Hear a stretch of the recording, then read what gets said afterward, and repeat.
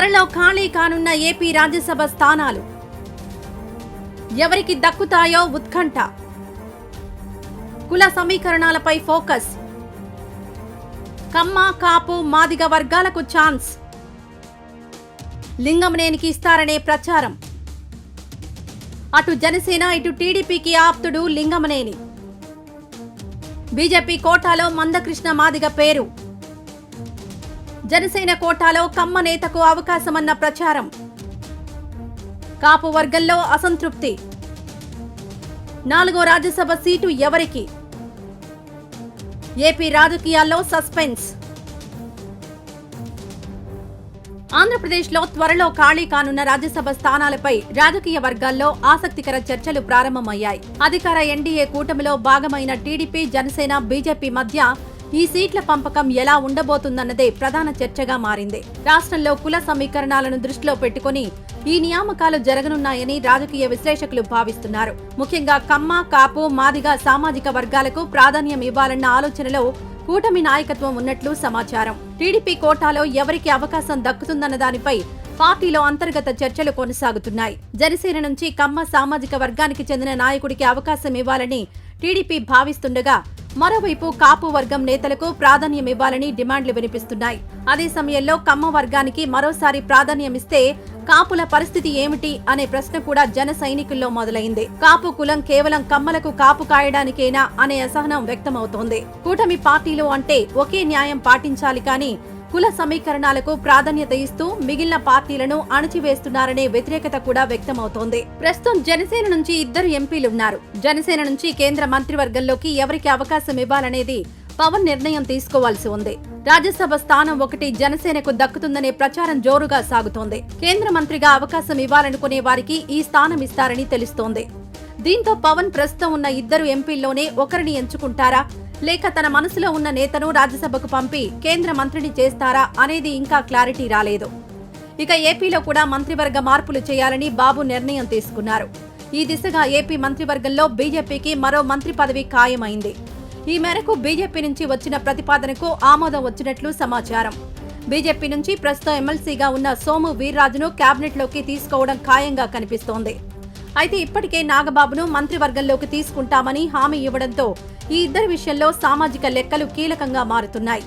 దీంతో కేంద్ర కేబినెట్లో టీడీపీ, జనసేనలో ఎవరికి అవకాశం వస్తుందనేది ఆసక్తిగా మారింది.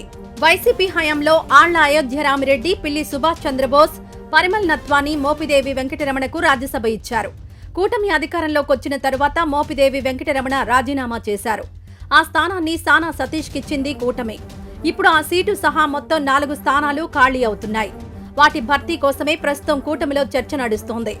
లోకేష్ కు అత్యంత సన్నిహితుడిగా ప్రచారంలో ఉన్న కిలారు సతీష్ పేరు రాజ్యసభ సీట్ల భర్తీలో ప్రధానంగా వినిపిస్తోంది. పార్టీ విపక్షంలో ఉన్నప్పుడు అన్ని విధాలా అండగా నిలబడ్డారు రాజేష్. సమర్థుడిగా లోకేష్ కు అత్యంత సన్నిహితుడిగా చంద్రబాబు దృష్టిలో కూడా ఉన్నారు ఆయన. వైసీపీ హయాంలో కేసులు ఎదుర్కొన్న ఆయనను రాజ్యసభకు పంపడం ద్వారా న్యాయం చేసినట్టవుతుందని లోకేష్ కోటరీలో భారీ చర్చ జరుగుతోంది. సానా సతీష్ కు రాజ్యసభ ఇచ్చేటప్పటికీ కాలం కేవలం 1.5 ఏళ్ల మాత్రమే టైం ఉంది. దీంతో మరోసారి సీటును కొనసాగిస్తామనే హామీతోనే సీటిచ్చారు అనే ప్రచారం ఉంది. పైగా ఢిల్లీ స్థాయిలో సానా సతీష్ అవసరం పార్టీకి ఉంది అని టీడీపీ వర్గాలు చెబుతుంటాయి. ఒకవేళ పార్టీ అధిష్టానం అభిప్రాయం కూడా అదే అయితే సానా సతీష్ కు మరోసారి రాజ్యసభ దక్కినట్టే అనే ప్రచారం జరుగుతోంది. టీడీపీ కోటాలో సతీష్ కు న్యాయం చేసి జనసేన కోటాలో కమ్మలను పెద్దల సభకు పంపించాలనే ఆలోచన టీడీపీకి ఉందని రాజకీయ వర్గాల్లో చర్చ జరుగుతోంది. అందుకు పవన్ కళ్యాణ్ ప్యాకేజీ ఆఫర్ చేశారనే ఆరోపణలు కూడా వినిపిస్తున్నాయి. టీడీపీ, బీజేపీ నిర్ణయం ప్రకారం రాష్ట్రంలో బీజేపీ నాయకుణ్ణి, రాజ్యసభలో బీజేపీ, టీడీపీకి నచ్చిన వారికి న్యాయం చేయాలనే ఆలోచనలో ఉన్నట్లు అంతర్గత ఒప్పందం కుదిరిందని సమాచారం. ఈ వ్యవహారంలో పవన్ కళ్యాణ్ అడ్డు రాకుండా ఉండేందుకు భారీగా ముట్టజెబుతున్నట్లుగా రాజకీయ విమర్శలొస్తున్నాయి.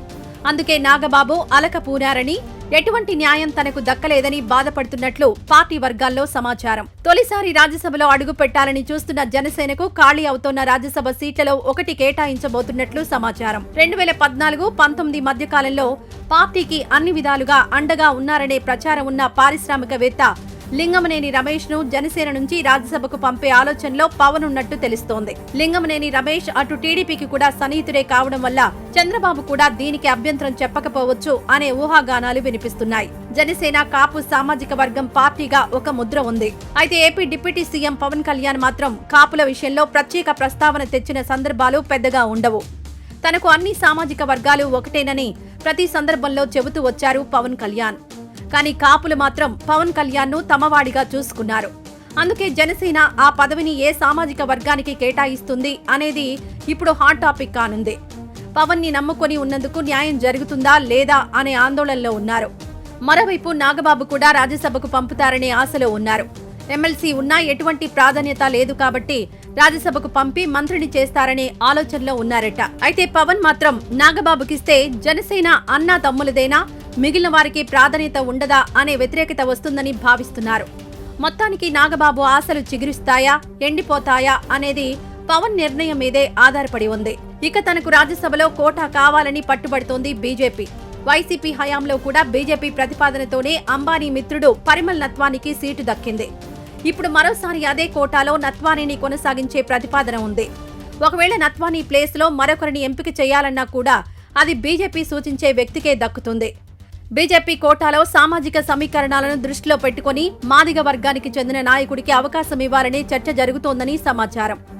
సామాజిక న్యాయం, దళిత వర్గాలకు ప్రాధాన్యం ఇవ్వాలనే వ్యూహంలో భాగంగా ఈ నిర్ణయం తీసుకునే అవకాశం ఉందని విశ్లేషకులు అంటున్నారు. మరోవైపు కొంతమంది సీనియర్ నేతల పేర్లు కూడా చర్చలోకి వస్తున్నాయి. అలాగే రాజకీయంగా సీనియర్లైన గంటా శ్రీనివాసరావు, దేవినేని ఉమామహేశ్వరరావు వంటి నేతల పేర్లు కూడా అప్పుడప్పుడు వినిపిస్తున్నాయి. అయితే వీరికి ఈసారి అవకాశాలు వచ్చే అవకాశం తక్కువగా ఉందని పార్టీ వర్గాల్లోనే అభిప్రాయం వ్యక్తమవుతోంది.